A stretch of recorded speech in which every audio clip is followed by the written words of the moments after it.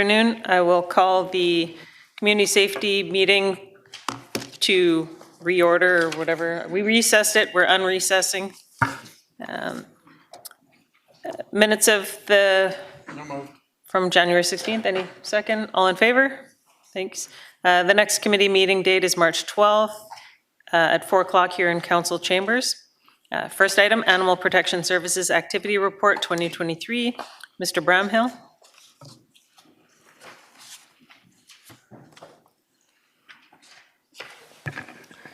Through the chair, I have 2 points of clarification to my report. Both of them are on CS 13. The first one being at the bottom of the page, the second bullet point regarding coyote-human interactions. There's a typo. The sentence should state human harassment, not humane. Secondly, on CS 13 as well, at the bottom of the chart, the report states that there were 107 calls for service related to dog bite investigations last year. This 107 figure represents the calls that were received as an alleged dog bite at intake. Each of these calls require a thorough investigation and analysis of factors of these dog bites. As a result, the number of verified dog bite interactions for 2020 was actually 33. The remainder of these calls were reclassified as potentially a near miss, unfounded, or no further action. Okay. With that, I have nothing further to add. So almost bites. Okay. Any questions? Councillor Hobbs, do you have a question? Yep, thanks, and through the chair. Just a quick one on the dog bites. I was curious as to how you would categorize those, how you would differentiate between severity of dog bites, if you could explain a bit of that. Certainly. There is a national standard called the Dr. Eden Dunbar scale that rates severity of bites on a 1 to 5 scale, 5 being the most severe, 1 being a near miss or a scratch, going from a nick to a puncture. This is the standard used by the SPCA to categorize any dog bite interactions. This is factored into the report when they attend a call to assess whether it was a near miss and what the level of severity may have been. Okay, and just one last comment on the budget. They were pretty good numbers. Is there any explanation for that, or just? Certainly, through the chair to Councillor Hobbs. A focus halfway through this year by staff was to address a number of dog license accounts that were in arrears. This approach brought down the number of outstanding license accounts by the end of the year to 120. This work done by staff to ensure that dogs in our community wear licenses did contribute to our overall revenue being exceeding budget this year. Good work. Thank you. Thank you. Anyone else? Motion on the So moved. second? All in favor? Thank you. Property use and parking enforcement activity report. Mr. Corrado. To the chair, I just have a few notations as there were a number of questions that arose from the last community safety meeting regarding some information updates. The first item I'd like to discuss is a delineation of some of our short-term rental calls for service and investigations in 2023. There was questions in regards to how many of these were associated with a unique address. So roughly 344 of the 415 calls for service, 83% of those calls for service were associated with a unique address. And it is not out of the ordinary to receive 2 to 3 tickets associated with one of these calls for service. In addition, the next item was regarding the snow event. There was 72 calls for service completed, of which 44 violation notification tickets were issued.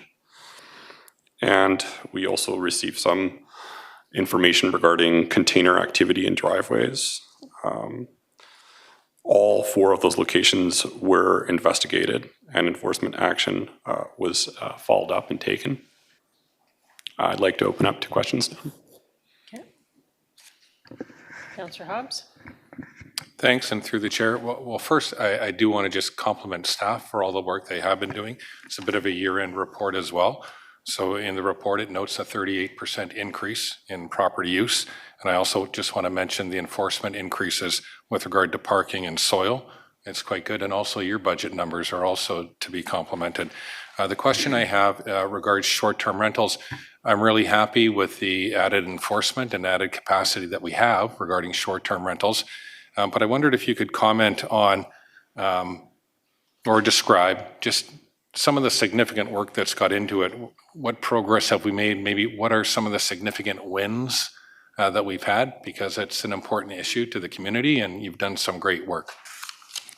Yes, through the chair to Councillor Hobbs, I think we measure success in terms of compliance typically, and a major increase has occurred in the legal licensed applications. So as of today, we have 118 boarding and lodging licenses and 57 bed and breakfast licenses. So an outcome of enforcement efforts has been a greater movement towards getting a license and compliance. That's the ultimate objective of what we're doing to disrupt behavior that is in violation of our bylaws and encourage lawful behavior. Sure, and just a little follow-up through the chair. I might have missed it. It went up to, from what number did it go up to that before? Through the chair to Councillor Hobbs, I can get back to you with the specifics of that information, but off the top of my head, that is a sizable increase. The boarding and lodging category has increased substantially in relation to the enforcement efforts. Yeah, I agree with you. From a number, I can't remember it either, but I think it was a very significant increase. So thank you for all the work to you and your staff. Thank you. We have a motion. So moved. All in favor? Thank you. And business license activity report, you're in review, Mr. Corrado. To the chair, another question that arose from the previous meeting dealt with a question regarding the number of new businesses that have net new businesses that have occurred in 2023. And we included a new item on table 4, which shows the decrease in inactive licenses. I'll note that's gone down. So those are businesses that have gone out of business. So that figure of 952 is a positive indicator. And at the same time, I note in table 2, there's a sizable increase in the number of valid licenses. You can see in the Q4 column for 2023 versus the Q4 2022 column. So both of those figures represent substantial growth, net growth. Open to questions. Thank you. Councillor McNulty. Just a quick question on our table 4. The numbers have gone down absolutely significantly, and almost a panic situation. Do we know where these businesses are? Are these restaurants? The hospitality industry has suffered a little bit, or are they industrial businesses, or do we have a category for them? Through the chair to Councillor McNulty, I don't have that information now. I can get back to you with that information. I would note that reduction from 1,715 to 952 is in fact a positive. So in 2022, there were 1,715 businesses that either closed or changed locations. Now that figure is substantially lower. I think that information may be very interesting to us. I think we need to follow along to see where things are, and maybe there's something we can do about it as well to help the economy and the businesses in our community. Thank you. Thank you. We have a motion? So moved. Question. Sorry, Councillor Wolf's got a question. Thank you very much. Through the chair to staff, just I think 2 questions. The first one is in regards to business license enforcement and table 5 on our page CS 29. So I know the table only includes 3 years, and part of those are kind of the tail end of the pandemic. And it's quite substantial, the change I see in revenue there. So my question is why is it so much higher, going from 16,000, 15,000, then to 100,000? Is the 100,000 kind of in line with the way it was 3-4 years ago, or is this an all-time high enforcement revenue? Through the chair to Councillor Wolf, I think there's a few factors going on. The first factor is a temporary full-time employee was hired with the express purpose of targeting businesses that were in arrears to pay their licensing fees and encouraging them through enforcement to get an official license. So it's been immensely effective in that.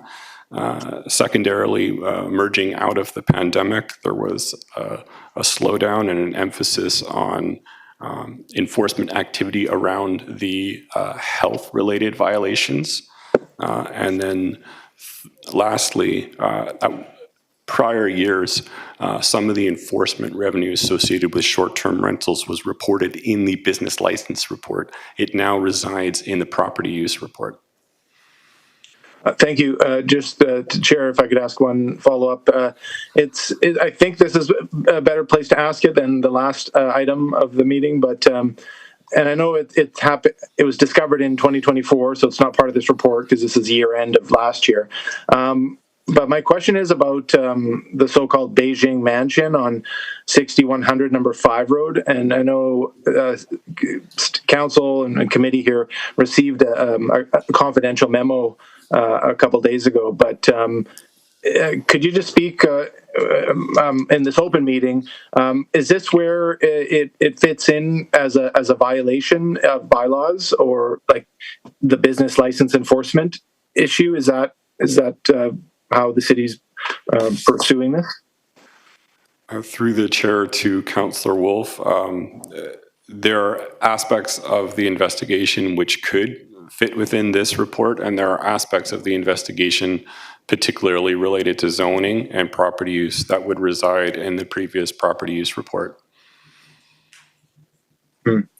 Okay, so will more information come at the next community safety meeting, because it's going to be focused on January? Would we expect more? I know that the public is quite taken by this example. Through the chair to Councillor Wolf, indeed the violations that were issued specific to the property owner at Beijing Mansion will be reflected in that report. Okay, thank you very much. Anyone else? Okay. Second, all in favor? Thank you. Thank you. And we have a couple of people that wanted to come and speak on item number 4. We have an Angel Wu. If you'd like to come up to the... Have a seat and introduce yourself, please. You have 5 minutes. Good afternoon, Council. My name is Angela Wu, and I am the Executive Director of SWAN Vancouver. SWAN is a nonprofit organization and registered charity whose mission is to promote the rights, health, and safety of newcomer women engaged in indoor sex work through frontline services and systemic advocacy. I am here to express SWAN's grave concern with the Richmond City Council's motion to utilize bylaw enforcement to deal with licensed body rub establishments and the report that is being presented to you today. In November, Councillor Heed identified that the purpose of this inquiry was to ensure women would be safe from exploitation and violence. I am by no means asking the City Council to condone exploitation or violence. I am telling you that you will put women at greater risk of this if you shut down these establishments. The reality is, if women are not able to work there, they will continue working, but in far more dangerous situations. There is a misguided assumption that all women working in the body rub parlors are providing sexual services and that they are being forced or exploited to do so. SWAN has been going into licensed massage parlors for over 20 years to provide outreach to women working there, and what we see in these establishments is a far cry from what the public thinks is occurring. In over 2 decades of our outreach work across Metro Vancouver, we have seen less than a handful of trafficking situations, and the women we supported to break free from those situations often voluntarily went back to do sex work afterwards. In Richmond, there has not been a single case of trafficking in licensed businesses in over 20 years. Women who work in these locations are there to make a living, and everyone deserves to have a safe workplace. Since November, women have told us how terrified they are, not of organized crime or traffickers, but of bylaw inspections. One woman compared these inspections to being robbed. Others said that they are more scared of bylaw officers than the police or predators. Despite many of them telling us that they do not want to work in condos or apartments because they are more isolated, many women have already moved into those locations just so they can avoid these inspections. This report appears to align the city's recommendations with Richmond RCMP's priorities. However, from our understanding over many years of engagement with Richmond RCMP, they do not prioritize enforcement in situations of consensual sex work between adults.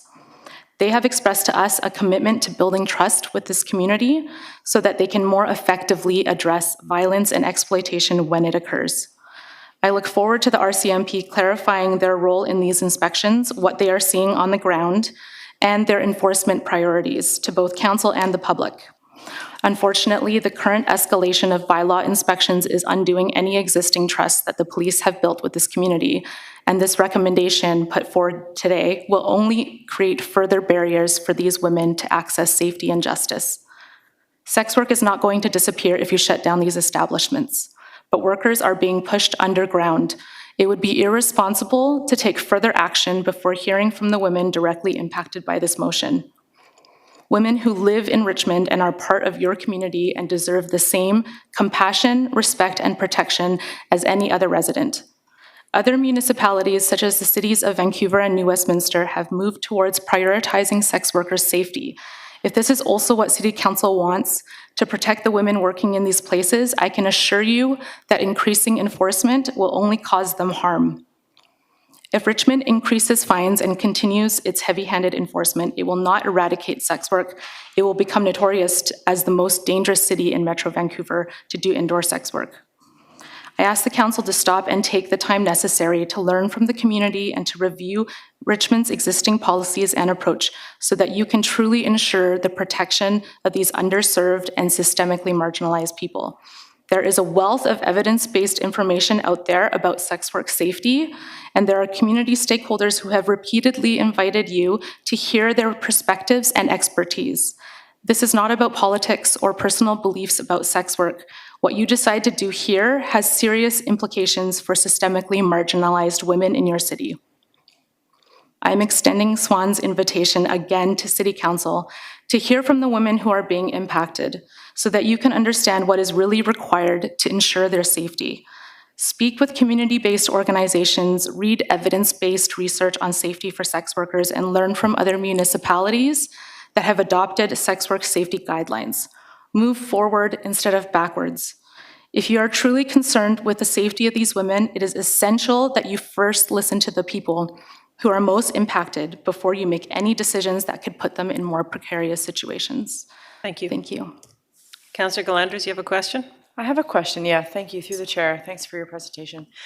You mentioned, so any increase in fines is just going to cause more harm to the workers. My understanding is we're looking at increased enforcement of bylaw infractions to the business license of the business, like we would any business, making sure, because my understanding is that we have very good protocol in place to keep workers safe. We have a strong bylaw already compared to some other municipalities, and but we're making sure that those are being followed.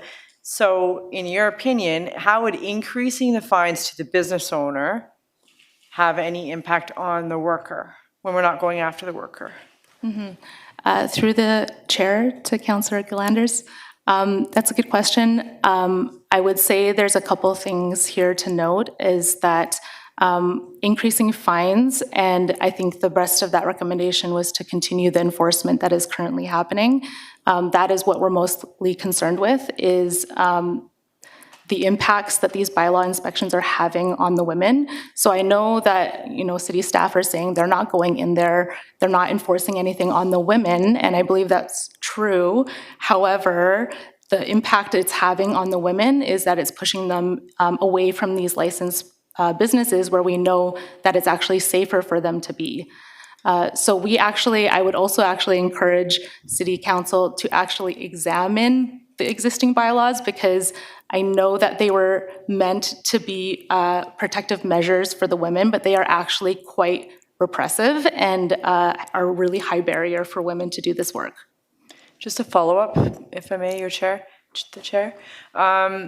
When you said that what these increased enforcements are doing is actually driving the women away from these safer establishments and underground, is that theoretical that it could, or are you saying that there's actually women who work in Richmond that have now left and gone underground? Is that a fact?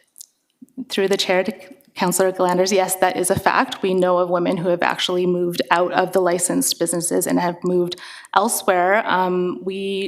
And it's tough for us as Swan because sometimes we lose touch with those women. We're the only organization that goes into these massage parlors. We're the only point of contact. We have bilingual staff and we provide critical support to them.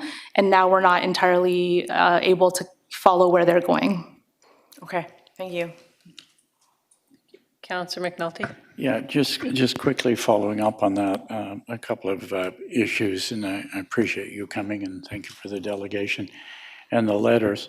I didn't like to hear the comment, they're afraid of our bylaw officers and what have you. Their bylaw officers are doing the job. I guess if the bylaws were followed, because when we set them up many years ago, when I was there, when we set them up, we had our treasurer, or the only bylaw officer we had, if you wish, the reasonable and protective of the day. So if things have changed, how come Swan has not made suggestions to us for change then? If you're telling me you don't feel safe, they don't like it, we've got your letter saying we're investigating, but what are you going to suggest? Of the bylaws, for me to look at a bylaw, it sounds reasonable to me for human decency and what have you, on page 34. But if, obviously what I hear is you don't like them, so what are you suggesting back? Should we change them? Okay. Because you made the comments. I'm just Yes. reacting to your comments. Through the chair to Councillor McNulty, I mean, I think it is important to review the bylaws that are in existence. I'm not saying to get rid of bylaws altogether. If you're licensing a business, obviously there need to be regulations in place.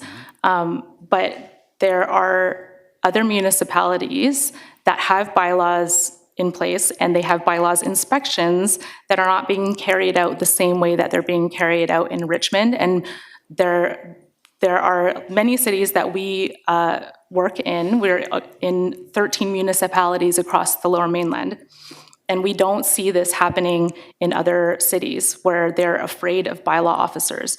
I would say, for example, City of Vancouver and City of New Westminster, they have adopted sex work safety response guidelines, which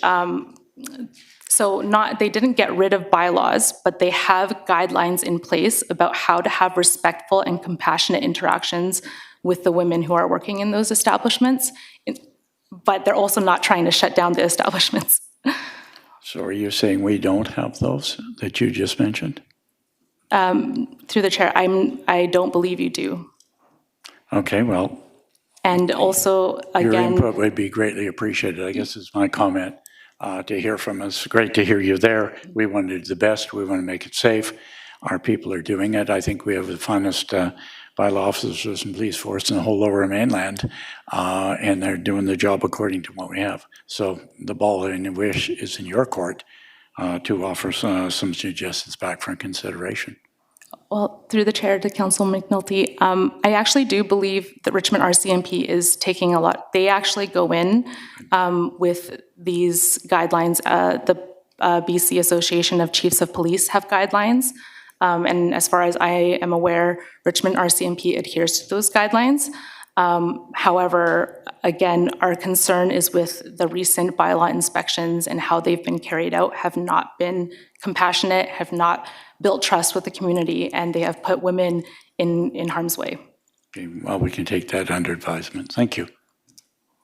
Councillor Heed? Yes, I just want to follow up quickly on Constable, or Councillor, I almost said Constable, McNulty and Councillor Glander's questions. And number one is, what do you think we should do? Phone them up and tell them we're coming to make an inspection to make sure they're in compliance? Through the chair to Councillor Heed, I don't necessarily think you need to do that, but I also don't think you need to barge in unannounced and block doors and line up women to inspect their IDs. So I think there's probably a way to do this respectfully while still carrying out the inspections, and surely other municipalities have been able to do that. Okay, that's your opinion, but I know that there's certain procedures that are followed by our police agency, which we have the best, as far as I'm concerned, in British Columbia. And our bylaw officers are absolutely fantastic, and our fire team. So let me carry on. And you also mentioned to Councillor Glanders that women have moved elsewhere. Is this because of the recent bylaw enforcement? Through the chair to Councillor Heed, yes. They have told. You can factually say, since our bylaw people went in there, they've moved because of the bylaw people? Yes. Okay, thank you. The other thing I have to ask is, and this is just a yes or no, is there sexual services that are being offered to people that come there for payment? Through the chair to Councillor Heed, I can't speak to that. Well, you just said you could speak to the women going and working elsewhere, and now you can't speak to that? We don't ask them those questions. You're a smart person. You work for an agency that represents these women, and remember, number one is we're not going after the women, but you can't tell me whether there's sexual services being offered at these establishments for a fee, because all you have to do is go on the internet and you could see. Through the chair to Councillor Heed, it sounds like you already know the answer to that question. I'm asking you. This is not the point of this motion, is it? We are going to continue ensuring compliance of our bylaws. Thank you, Madam Chair. Thank you. Councillor Hobbs. Thanks, and through the chair, thank you for being here and stepping forward and discussing the issue with us. I just want to get it clear in my mind. Right now, there's a municipal ticket information that is used, and one of the things we're talking about today is increasing essentially the tools of ensuring compliance with our business license by allowing a bylaw to be used. So I don't think I'm hearing you distinguish in any way between a municipal ticket information, like a provincial one that involves court, or a bylaw, which is kind of a lower level, to put it in ordinary terms, a lower level type of enforcement or ticket, if I could put it that way. Do you have an issue with that, or are you? Through the chair to Councillor Hobbs, my concern is the motion that was put forth. What the intention of that motion was to figure out how you could deal with or shut down these establishments. That's what I have concerns about. I'm not a fan of any of the options that are listed in the report, because I truly do think that Richmond has an opportunity here to listen to the community, to listen to community-based organizations, to learn about what is actually necessary if that is the goal of the City Council, is to protect the women.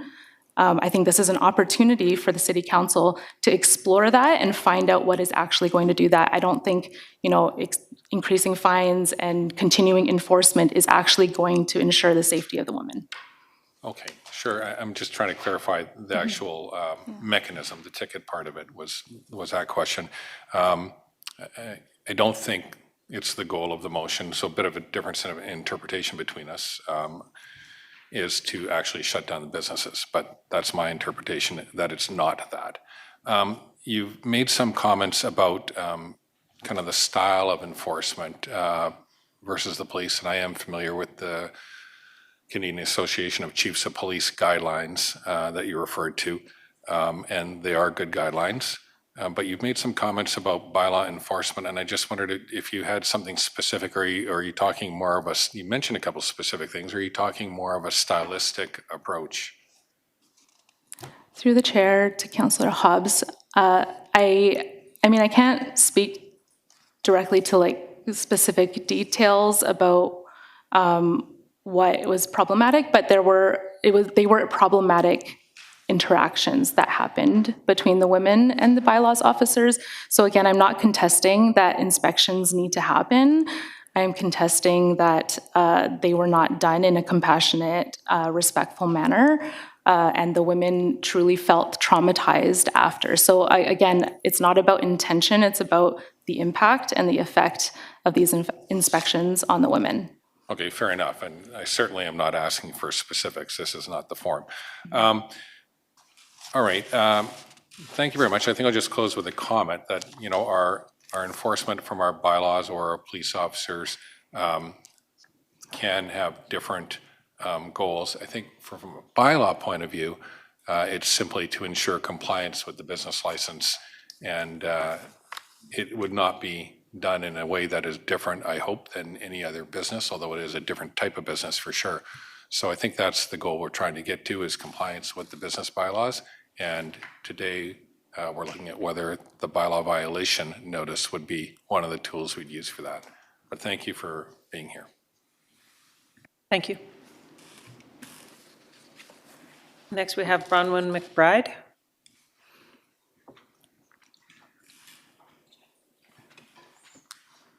Hi, if you could introduce yourself, and you have 5 minutes. Thank you. Good afternoon, councillors. My name is Bronwyn McBride. I have a master's in public health. I completed my PhD at UBC, and I'm a postdoctoral fellow at SFU. I've contributed to epidemiological and qualitative research on health and safety among sex workers since 2017, and I've authored over a dozen publications in top scientific journals, including The Lancet. I have led studies evaluating how punitive enforcement of massage parlors impacts vulnerable immigrant women's safety and ability to access police protections.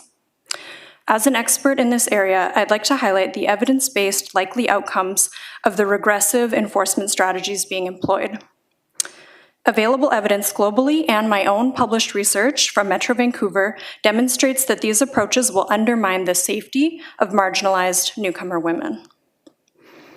Punitive enforcement of indoor venues displaces women to apartments where they face greater risk of violence.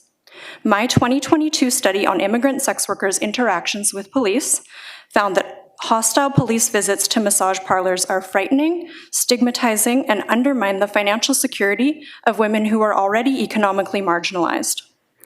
To avoid these harmful occupational impacts, women often leave the safer indoor venue and start working alone in private apartments, where they face increased risk of being targeted by violent aggressors. One participant in our study said, "Most robberies are in apartments. The client calls to be let in and a bunch of people follow. I heard an instance where after the service was over between the woman and client, the client pulled out a knife from his jacket." Another said, "There were 2 women working in an apartment together. 2 guys came and tied them up. The women weren't injured, but everything was taken. They didn't dare to call police." Robust global evidence and my research show that punitive enforcement destroys trust and drives sex workers away from police protections. My 8-year-long Vancouver study involving 900 sex workers found that only 12.7% of immigrant sex workers who faced violence reported it to police. This highlights a widespread lack of trust and barriers to accessing justice. My 2022 study found that hostile police visits leave newcomer women afraid of law enforcement.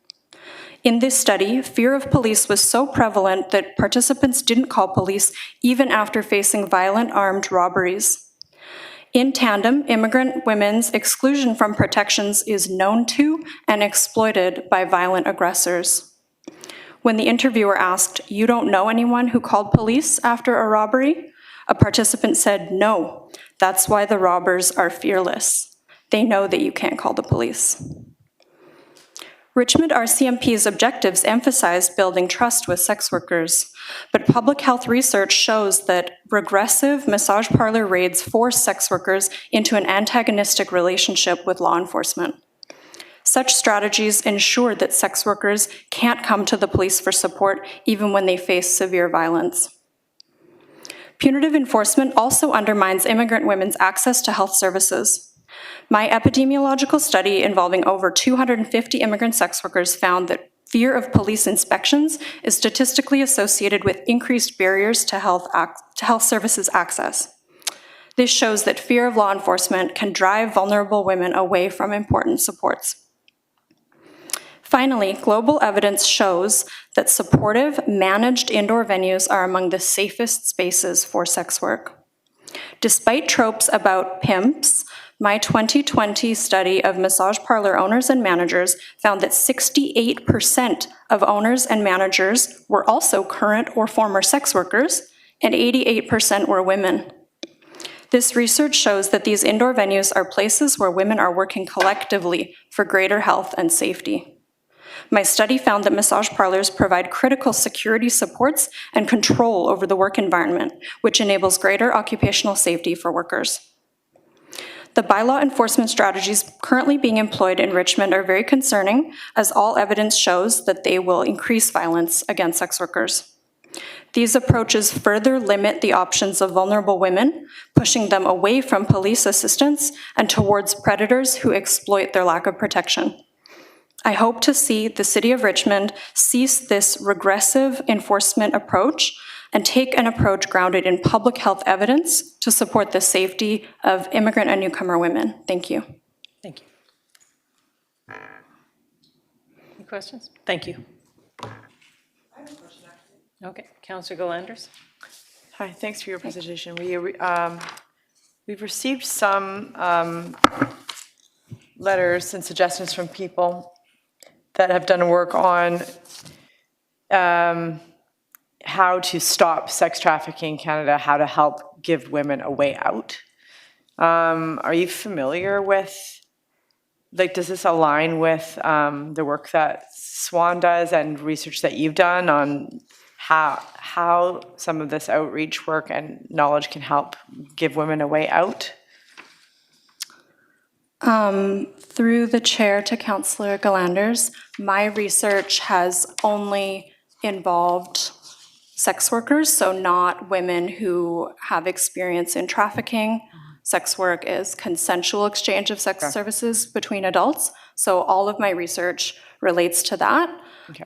That being said, organizations like SWAN are best placed to identify circumstances of exploitation and abuse if it is happening because of the longstanding trusting relationships that they've built. Okay, thanks. Councillor Heed. Yes, in all of your research that you've done, whether for your graduate or your now dissertation, did you ever talk to the people that are running these body rub parlors or owners? And what's their response to this? Are they just running a normal business?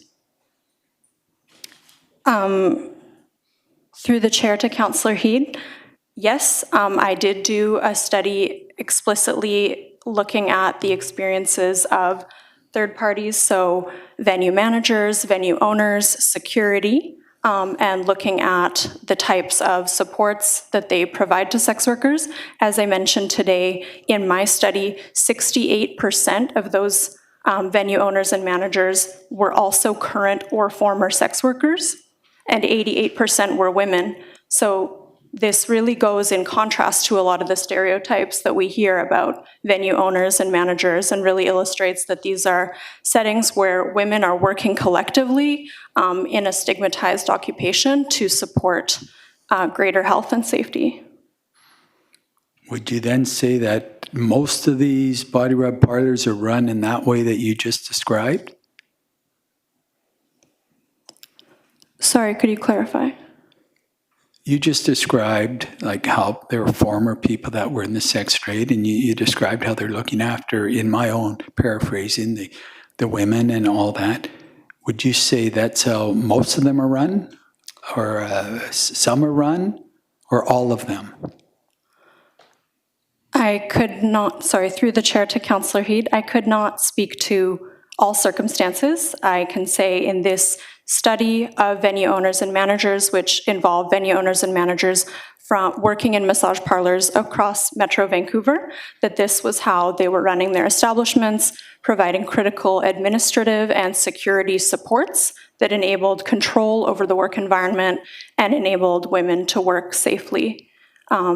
Similar to in any other industry, women who are working in sex work may progress on to management. They may want to see better management styles. So this is really a situation where people are working together it would be very difficult for someone to work in any kind of job independently of any third-party support. Most people need to, work with others in order to work effectively, and that's the same situation that we see, particularly in a really stigmatized occupation. Thank you. Thank you. Thank you. And we have Jessica Taylor joining us on Zoom.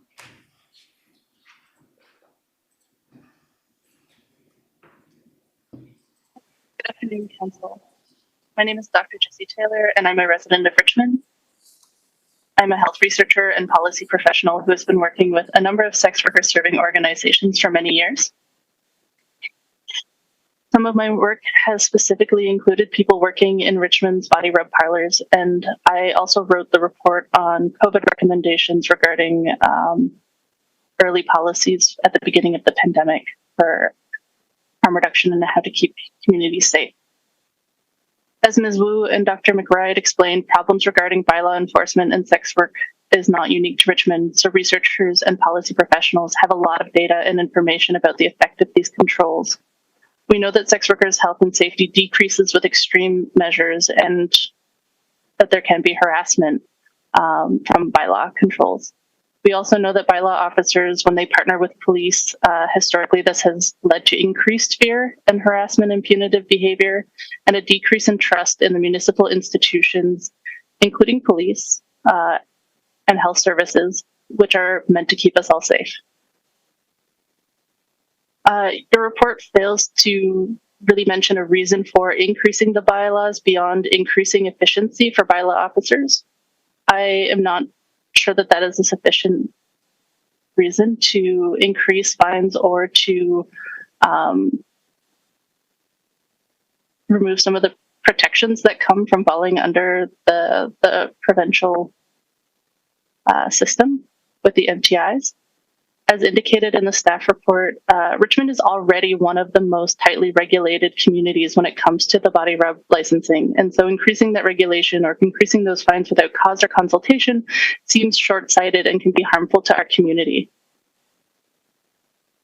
Your report indicates, for example, that one of the bylaws is banning licensed professionals such as RMTs from working in body rub parlors. The BC College of Massage Therapists already prevents this with its own bylaws, and it feels like a bit of an overstep to then not only have our own bylaw, but also to increase the fine associated with that on their behalf. If the City of Richmond wanted to put bylaws in place that help mitigate the potential for exploitation and abuse, it would be very simple to consult with community members who are working within and operating these licensed businesses. And as Ms. Wu and Dr. McBride have mentioned, massage parlors can also be run by sex workers, are often also run by current or former sex workers, and higher and more punitive fines, I would argue, actually make it more difficult for sex workers to run and operate their own establishment. Massage parlors give workers more safety and control over their environments, more community, more protections from exploitation.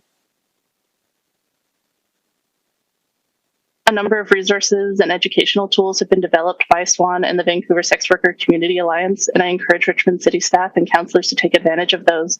And I do really encourage council to take up SWAN's repeated invitation to engage and engage with Ms. Wu and SWAN, and to not only reject the proposed bylaw changes, but perhaps to develop better bylaws and community supports for this vulnerable population. Thank you. Councillor Heed has a question for you. Yes, I do. And, I can understand the advocacy and the professionals that are presenting to us today. I got to ask this simple question. Why don't they just comply with our bylaw? They're getting fines because they're not complying under our business bylaws. You can come up with whatever you want to describe it, and I understand that. We don't want to impact the women. Just comply with our bylaws. So, ma'am, can you give me any explanation as why they just won't comply? I can't speak to individual choices or individual people, but it's perhaps, as Ms. Wu and Dr. McBride had mentioned, a lot of the approaches to bylaw enforcement and also some of the bylaws that are in place are highly punitive. And you noted in the report, the staff report, that Richmond is already one of the most regulated in terms of bylaws communities.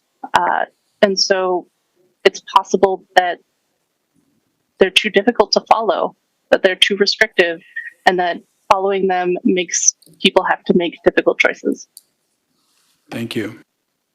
But I highly encourage folks to consult with community members who are working in our community, and I'm sure they'd be happy to tell you themselves. Thank you. Okay. Sorry?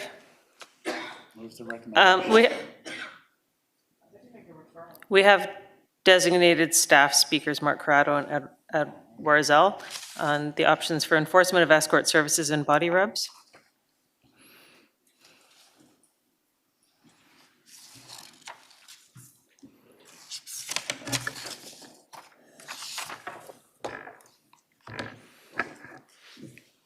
To the chair, I have nothing further to add, and I'm open to questions. Thank you. Councillor Galanders, you have a question? I was going to make a suggestion for a referral, but since my hand was up and you asked me, I could ask a question. I apologize, I don't know all of the bylaws that we have regarding these businesses. Are you aware of which bylaws that we're enforcing that could be considered too difficult for the businesses to keep up with? Through the chair to Councillor Galanders, there's two bylaws that the Business License Department enforces in regards to body rub massage parlors, body rub studios. The first is the Business License Bylaw. The second is the Business Regulation Bylaw. And there's a series of, as the report outlines, violations that can occur. Well, like the clothing that they're wearing, and I read all that stuff. So all that stuff? Through the chair to Councillor Galanders, that's correct. Okay.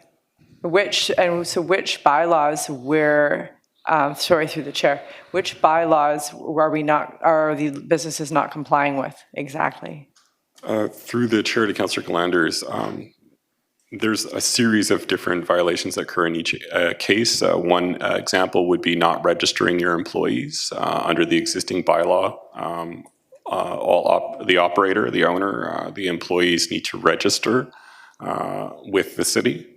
And these employees also undergo a background check. Other instances could be having windows that are obstructed, doors that are locked. And there's a series of other violations too that are outlined. Okay. Thank you. We have a question from Councillor Wolf. Thank you very much. Through the chair to staff. First off, I guess a couple of questions. First one, is there a coordinated effort between municipalities? So earlier, Vancouver and New Westminster were mentioned as having guidelines. So is there a coordinated effort? And then do we have our own set of guidelines that I guess were not included in as an attachment or anything in this package? Through the chair to Councillor Wolf, I believe the guidelines that were referenced by some of the speakers were the BC Chiefs of Police guidelines. That is in regards to sex workers. The Business License Department enforces and regulates the two existing bylaws. For business license or bylaw departments, it's the bylaw that they use to regulate and enforce. Okay, then to follow up then back to the first question there, is there a coordinated effort or way to kind of harmonize between all municipalities, or is it just groups like SWAN that each municipality would work with that organization to get a similar strategy? Through the chair to Councillor Wolf, there may be cross municipal opportunities vis-a-vis the criminal code and these guidelines, because those cut across all municipalities in Canada. Each individual municipality has its own set of bylaws, so each case is different. Okay, then my final question through the chair to staff is there someone on our staff who has direction to communicate with, let's say, New Westminster? A councillor there reached out to me today and said if there's any way that they can share what they are doing with us. So I'm just curious, do we already have a staff connection there? Through the chair to Councillor Wolf, staff are in contact with the business license staff in New West, principally through the intermunicipal business license working group, but not specific to the issue at hand. Certainly staff can take that under advisement and reach out to counterparts if they are directed to by council. Okay, then just a comment then. Thanks for the answers there. I'm not on committee, so I can't vote. I, at this point, would be more supportive of option one with a follow-up to communicate with or meet with Swan Group to see about what change could be instead of the option two that's recommended. And then if there is nothing from that meeting, then maybe option two is right. But I think we're going there too quick. I think there's a group out there offering, and other municipalities are doing something different that's meeting the needs and the protection of the workers. So I think we need an intermediate step. So thank you.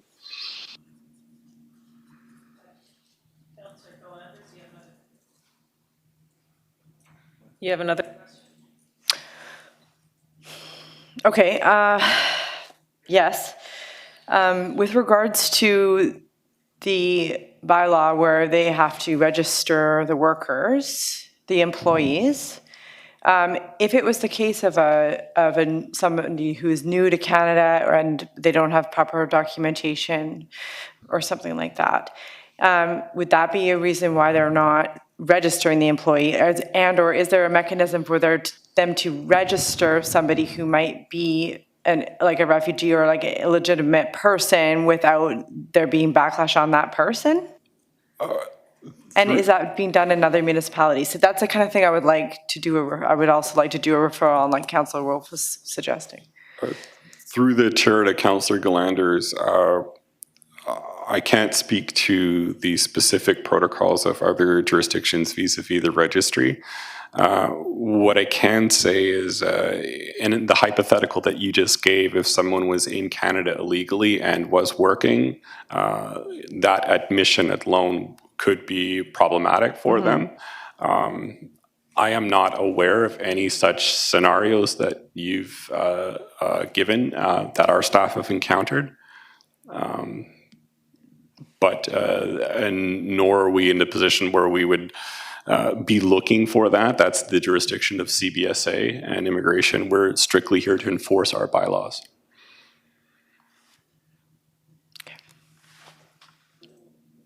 Councillor Hobbs. Thanks, and through the chair, might be helpful for people if you could provide some clarification and perhaps an example of why the recommendation including the bylaw violation notice as one method of conducting inspections / ensuring compliance with the business license. Some people might call it enforcement. Could you just explain that and maybe give a couple examples as to why the report recommends that as an additional method of enforcement versus the MTI? Through the chair to Councillor Hobbs, the BVN is really the violation ticket of choice now for most municipalities because it doesn't lead to potentially protracted court proceedings. It's also generally a lower level of violation. The MTI is considered a step up. There are more significant fines. So typically following education, if compliance isn't obtained that way, Depending on the severity of the offense, most bylaw investigations begin at the BVN ticketing stage and then progress to an MTI and ultimately the long-form action. The long-form action could be a fine of up to $50,000. So stage one is the BVN, and this is a less protracted process and typically goes more efficiently. Sure, so just to make sure I have it straight. You have bylaw tickets, which are lower level. You have MTIs, which are a provincial ticket, which usually involves court. And then, of course, there's long-form prosecutions dealing with criminal stuff, which we're not talking about right now. So the point I'm trying to get across is that the actual inclusion of the bylaw violation ticket as a method of ensuring compliance with a business license perhaps isn't the issue that I've heard discussed here today, which is more of a style of enforcement or working with the guidelines that have been endorsed by the Canadian Association of Chiefs of Police. So is that a fair summary? Through the chair to Councillor Hobbs, just one just minor correction. The long-form prosecution doesn't deal with criminal matters. It deals still with, in provincial court, with bylaw enforcement. And the staff do not issue tickets to the workers themselves. The tickets are issued to the owner and operator exclusively. Staff are not interested in interrogating employees. And I also might add that staff are quite frequently filmed under surveillance, under CCTV footage in all of these establishments. And staff are quite trained and act in a professional manner. If there is any suggestion that our staff is acting unprofessionally, we will investigate that. Sure, and thanks for clarifying that. I probably shouldn't have even included the word criminal investigations in that because that's a different kettle of fish altogether, and that's not what we're talking about. But thanks for clarifying the bylaw violation notice and how it applies. Councillor McNulty. Yeah, just a couple of things, I guess, before we vote. There are some very, very good points brought up.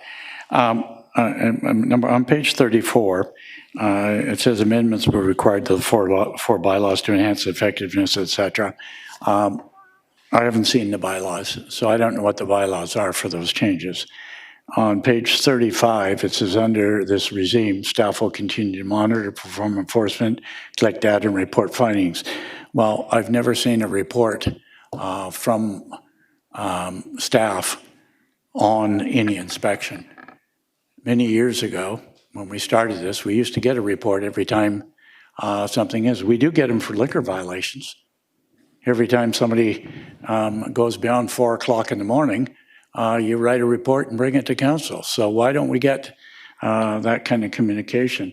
I guess the part that concerns me most, and I'm not saying there's two sides, but when somebody says they don't trust, especially a police officer and a bylaw officer, not respectful, and traumatizes. Obviously, there's something there with an approach, and I'm concerned about public relations. We've been through this before. This is not a new issue that city. So I guess my concern is, I mean, we've only heard this tonight for the first time. So I guess my question is, before we start slamming bylaws and putting them out, et cetera, I think we need to know what we're talking about on it and how we go about it. I mean, the report is generally a good report, but I think it's incomplete to make the final decision. I heard something about WCB regulations here. Others, two police officers and the council maybe know about what's going on, but I think we need to get back to the protection and safety. That's why they came forward, and we need to address that. And I'm not sure what Councillor Glanders is going to do in the report, but I kind of agree with Councillor Wilf. Until we get that information, I'd keep the current model until I have that documentation, then change it. It's great to come in because I know where we started. I know how we did that and how it evolved. And we've got 6 establishments and for what they are and what happens there. But to just say we're going to go in and change the bylaws, I don't know what we're going to change. Because I know what we established. We established the clothing. We established the registration. This is long before you came along and everybody else came along. These were the things that the council of the day put in, and I don't know if they're being complied to or not. What are the irregularities that are on there? And if that's the case, maybe you close the business down. You know, we close the liquor areas down. We shut a karaoke down. So let's go. I think we need to be thorough and complete on this. Councillor Heed. I think we know what the bylaws say, and that's why they were given the infractions. Okay, that's why they were given the infractions for the window or for the clothing or for whatever. So again, I think your bylaw officers are doing what we expect them to do. I think the RCMP are assisting you the way we expect them to be. And I got to tell you, all we're looking for is compliance of this bylaw. That's it. We're not looking to bring in immigration because they don't have their papers, CBSA. Maybe we should. Maybe we should even look at Revenue Canada because it's most likely a cash business. You know, if we want to open up this can of worms, let's open up this can of worms. And it's not going to be healthy. All we set out to do was get compliance with our current bylaws. And I applaud our bylaw department, our enforcement people that were included in that. And I think if we want to open this up, let's open it up. But it won't go in a good direction. Would you like to move it, Ms. Councillor Heed? Not at this point. You want more? Move the Do you want to motion? move the motion? I'll move the motion as Option number written 2. Thank you. for recommendation 2. Okay, I'll second it. And I'd actually like to say a few words. Thank you, Mr. Corrado, for the work that you've done on this. I appreciate the work that you've done. You know, I've heard a few things today. I heard about the worry about, well, what if someone's illegal and they don't have papers and they're not working? If we don't make sure that they have their papers and we basically give them a free pass to come and work in the prostitution, in licensed prostitution in Richmond, we're complicit in human trafficking and exploitation. If we gave those same women a chainsaw and let them go and cut down trees to earn their living, you'd be all over them like a fat kid on candy. We look after our soil and our trees with this MTI. We also have illegal ride hailing. That gets hit with this MTI. Short-term rentals gets hit with this MTI. We're expanding how much we're charging people when they have an infraction. If you don't have an infraction, you don't get charged. If you follow the rules, you don't have a problem. But we've done it to soil. We've done it to trees. You cut down a tree, we're coming after you.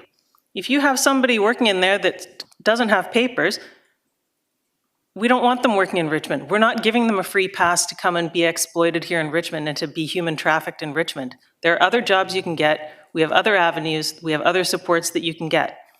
We don't want you here working in Richmond then. Would we be more forgiving in these other industries if somebody didn't have their license? We had 100,000 extra revenue brought in because we went after people who are operating businesses in Richmond. And a lot of those might be tradespeople, some of them might be unpapered, whatever. They didn't have their papers, they got hit with a fine, they're paying their fine. And so we can say that we're unfairly looking at one group or another group. We're trying to make a level playing field for everyone, and we need to enforce the rules here in Richmond.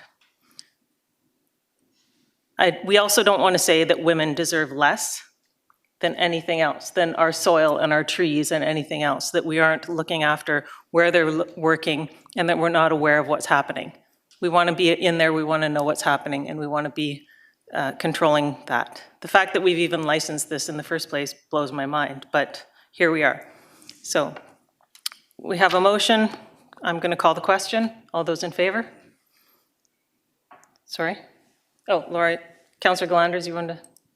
Yeah, I was just going to speak on the motion. If we have our current bylaws, which we have, and we want to enforce them, which we've been doing now, and we've been putting some emphasis on that, I don't understand why we have to go to option 2 and increase the fines and increase it, because we've just heard that that professionals, very educated people who have done doctorates in this subject. And we've got a report here published by Simon Fraser University School of Public Policy. Somebody wrote and asked us, urging us to please analyze this report based on regulator best practice. So I think we might want to just look at if our current bylaws are following current best practices before we go ahead and increase them even more. So I'm okay with keeping option one. And when I asked, just to clarify, in case anybody thought I was suggesting that we want people to work illegally and that I'm supporting human trafficking by asking that question of our officer, I certainly wasn't. I was asking if that was an example of if Mr. Corrado thought that that was an example of a bylaw that was too difficult for the establishment to follow, and is it because they're afraid of that? And does that, and the subtext of that is, and does that mean that those people are possibly being human trafficked, and we need to look at that. And I was doing that to educate myself. So. Councillor Hobbs? Thanks, and through the chair. The issue with the bylaw violation notice, I don't think is inconsistent with appropriate enforcement in terms of compliance with the business license. I don't think that's much different than the MTI, and actually it's kind of a lower level of ensuring compliance. So I support that.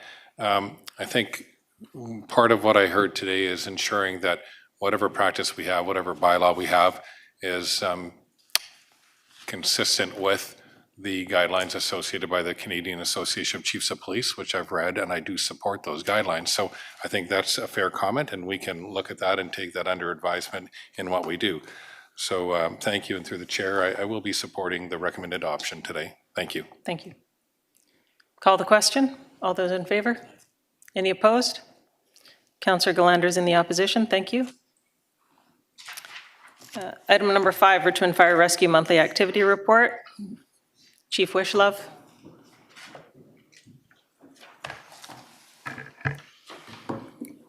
Yes, good afternoon, Madam Chair. I have nothing further to add to my report, but I'm happy to answer any questions. Councillor McNulty. Yeah, thanks very much.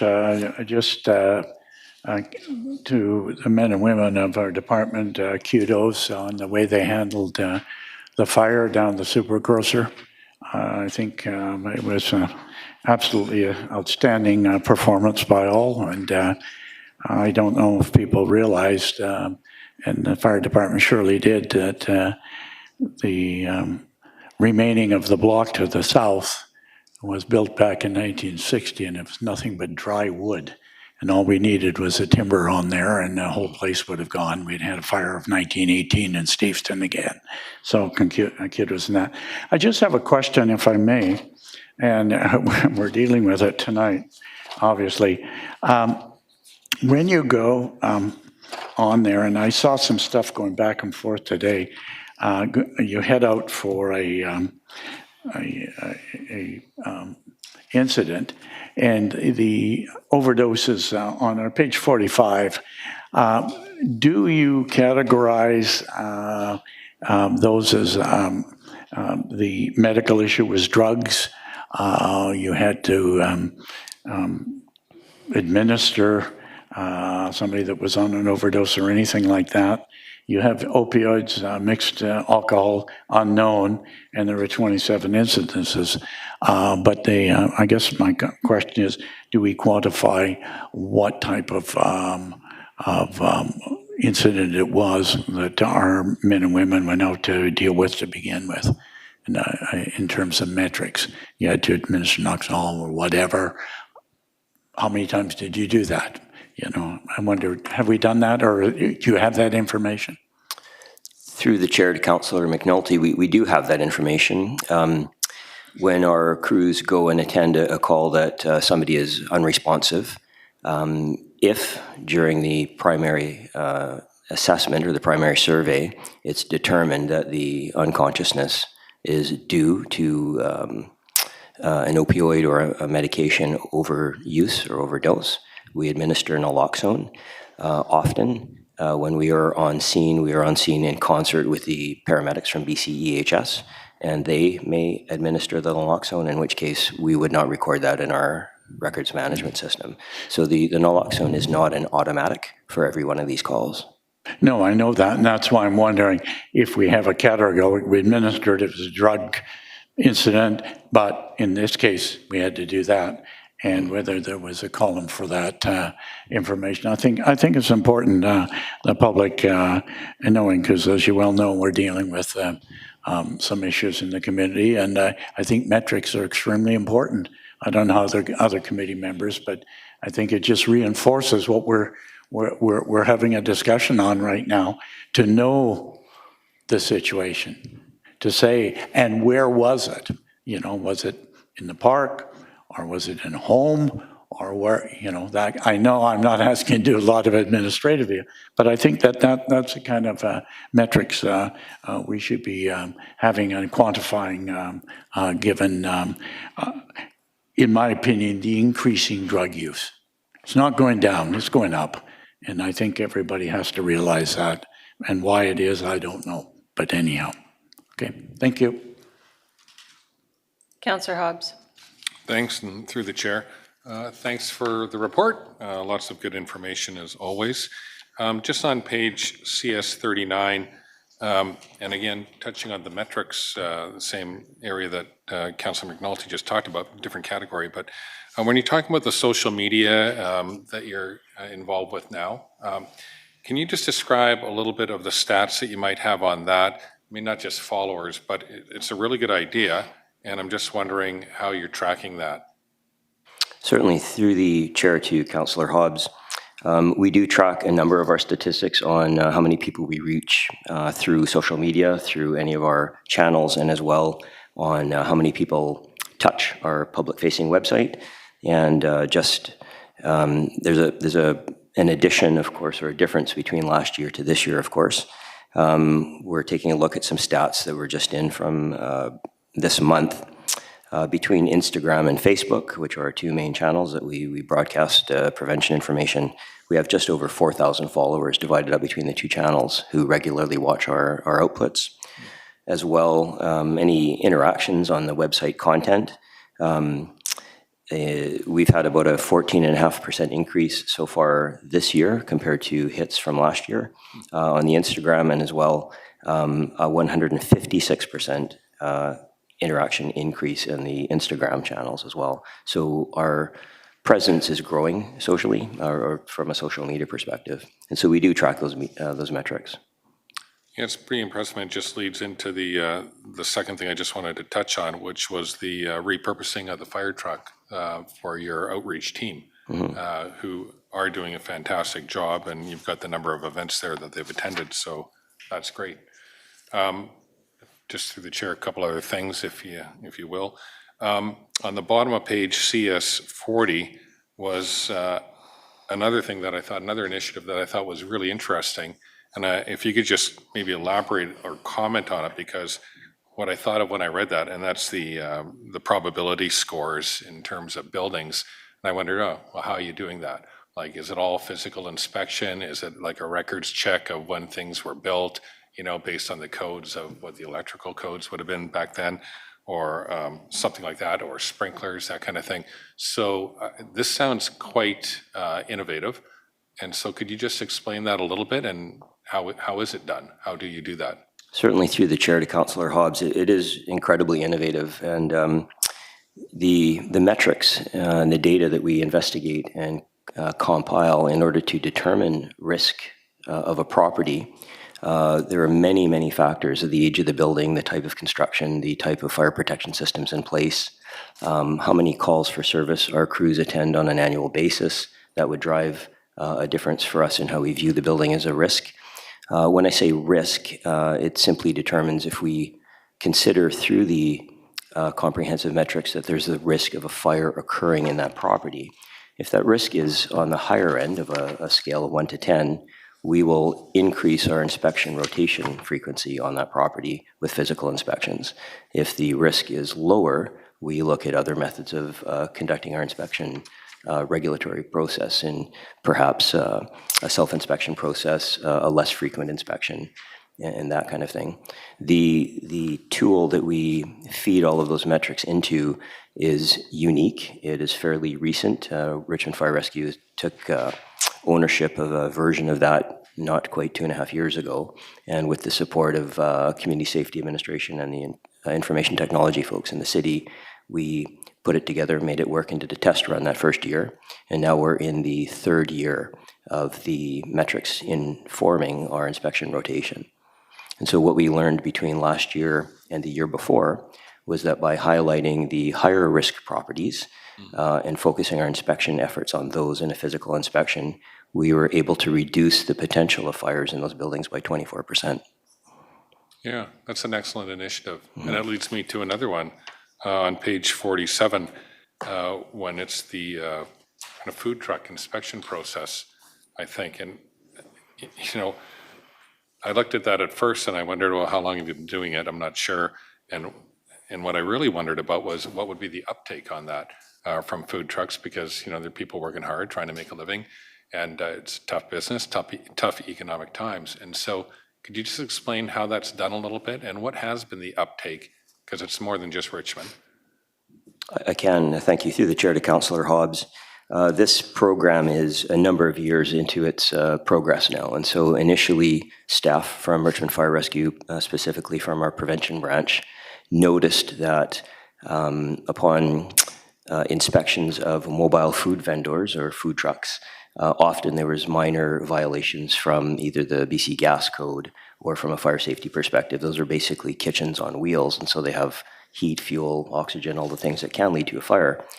And the staff at the time discussed how difficult it would be for a mobile food vendor to meet the requirements or regulatory obligations of several different municipalities when they are in fact mobile, and they make a living selling their products in many different municipalities. So Richmond Fire Rescue Prevention Branch reached out to many of the municipal fire prevention branches and other departments, pulled together a working group, and it was supported by the Greater Vancouver Fire Chiefs Association. And they came up with a standardized set of inspection parameters. The staff at the time in Richmond took it one step further and organized basically an inspection opportunity for all of those vendors to come into one place at one time and be inspected. And once they completed and passed that inspection, they received a regional stamp of approval to operate for a year or more in whatever municipality they were going into. That has been going on for over 3 years now. The highlight in this particular report that 2023 showed was, again, through our public-facing website, was we invited all of these mobile food vendors to visit our website and book their inspection time at a time and place that's their convenience. And then we administered it that way. And so we were much more efficient in our administration of that, and it made it a lot more of an opportunity for those vendors to pick a time and place of their choosing, which we feel is supportive of customer service for them as our customers. Yeah, I like that one. It was very good. Thank you, Chair. Thank you. Someone want to move the motion? Second, all in favor?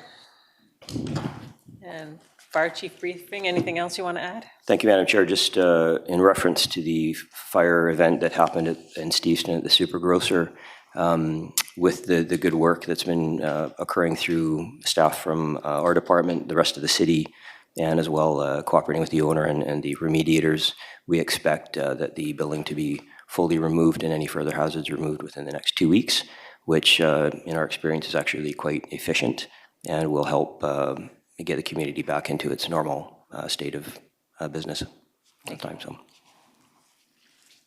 Okay, RCMP monthly activity report.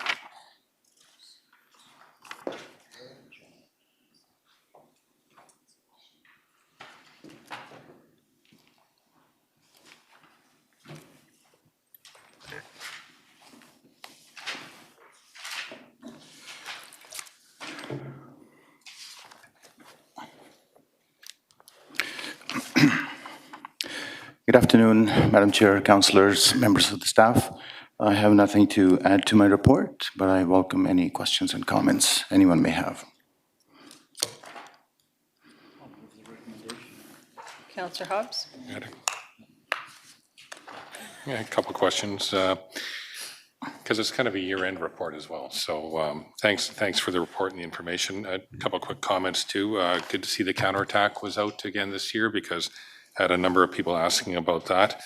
And the boost and bust operation, sounds like excellent support on that. And I'm just wondering about if you can talk about any of the publicizing those things is a good thing too. I mean, it depends how active the investigation is, but kind of the people involved, suspects, where they're from, what kind of property are you talking about? Anything targeted?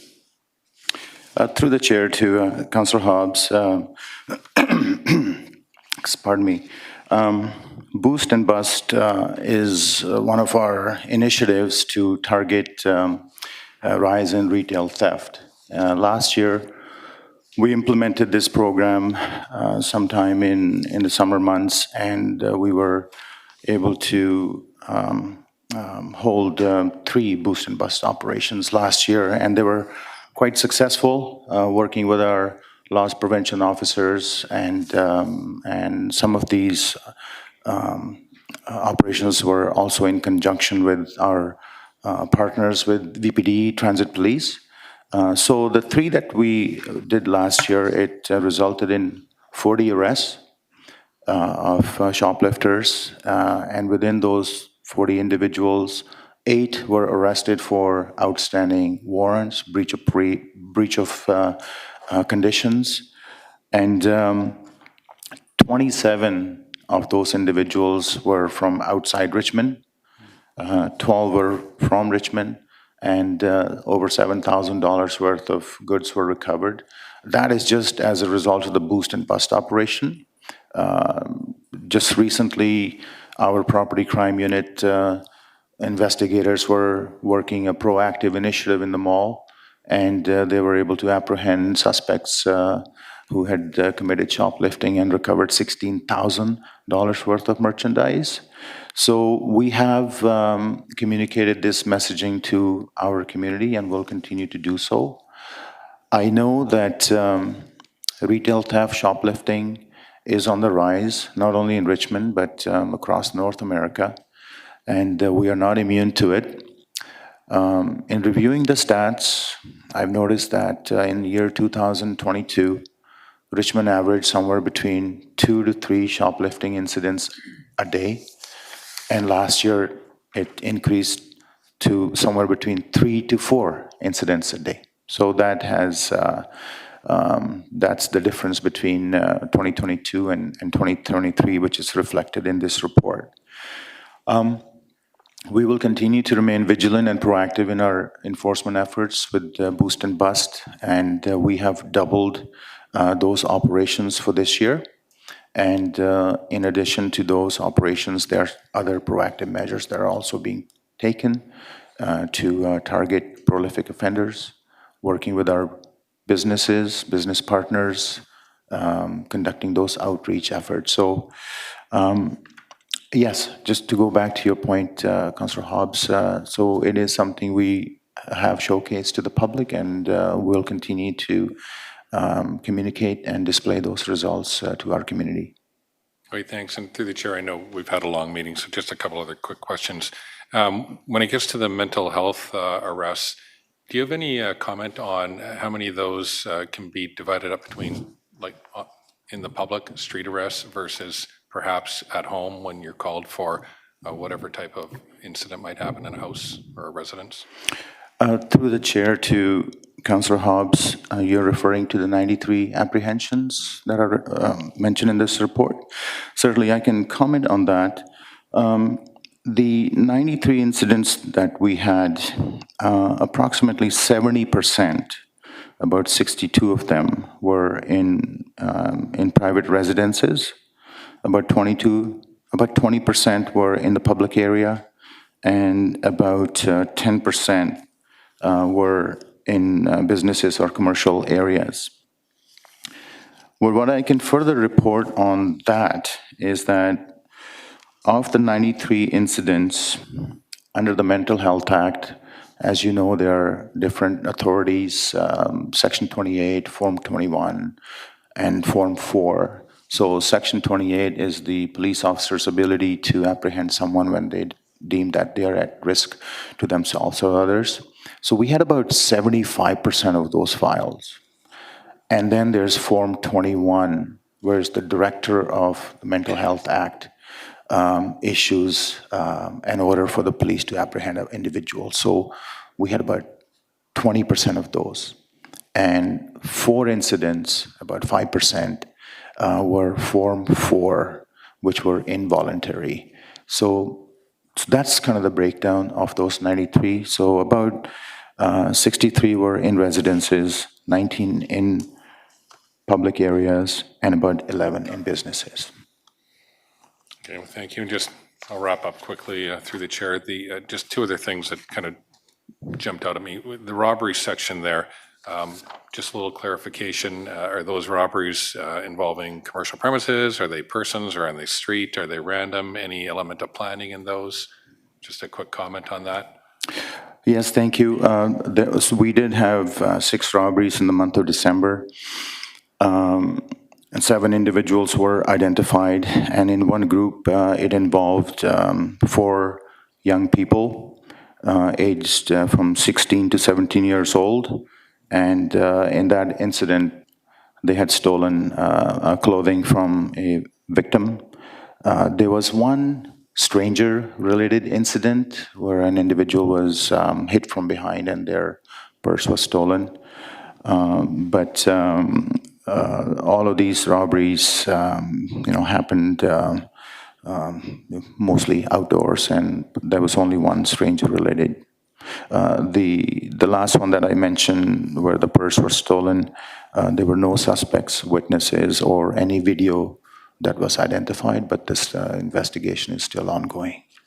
Okay, thanks. And 2 comments, and I'll wrap up through the chair. Just when it comes to the sex offense section, as we all know, very serious category of offenses.